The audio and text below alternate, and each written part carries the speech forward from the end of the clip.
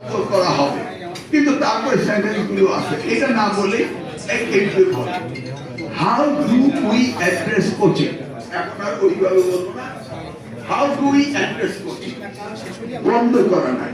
আচ্ছা let's say আপনি Saudi আরবে থাকেন, একটা কথা, আপনার প্রচুর টাকা আছে, আপনার ওয়াইফ সন্তান নিয়ে ব্যস্ত, ক্লাসরুমে আপনার ছেলেরা ভালো লেখাপড়া পাচ্ছে না, আপনি কি করবেন? আপনার সম্পর্ক ছেলে চলছে, আপনি কোচিং সেন্টার করে ভাড়া করে বলবেন আমার ছেলে পাস করে যাবে, করবেন না? কারণ আপনার সন্তান কোচিং কে ডিসকারেজ করতে হলে কি কি করতে হবে? নাম্বার ওয়ান হলো ইন হাউস কোচিং। স্কুলের ছেলে মেয়েদেরকে পড়াবে, কখন তারা কাউন্সিলিং দিয়ে বুঝবে যে এই দুইজনকে উইক তাদের জন্য এক্সট্রা ক্লাস দিবে, এক্সট্রা ক্লাস দিলে এক্সট্রা ফি তারা কালেকশন করবে এবং এক্সট্রা ফি দিবে। কোচিং কে এইভাবে উঠতে দেওয়া যায় না যেটা আমাদের কাছে কোনো জবাব দিয়ে নাই। আপনারা মিডিয়া, আপনাদের লাইসেন্স আছে না? অবশ্যই আছে নাকি?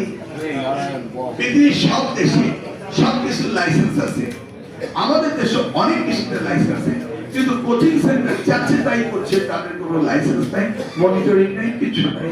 তাহলে তারা কি স্কুল, তারা যে এইভাবে বসে আছে? অতএব আমাদের তাদেরকে মনিটরিং করতে হবে।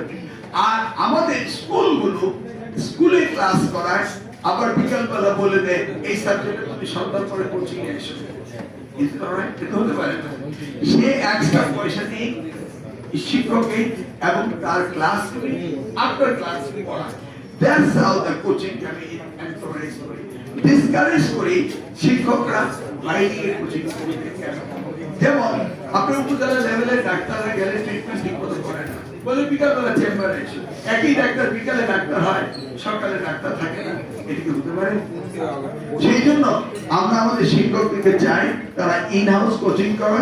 ইন হাউস কোচিং যদি করা হয় তাহলে ডিসকারেজ হবে আউটসাইড কোচিং সেন্টার করা, ঠিক আছে?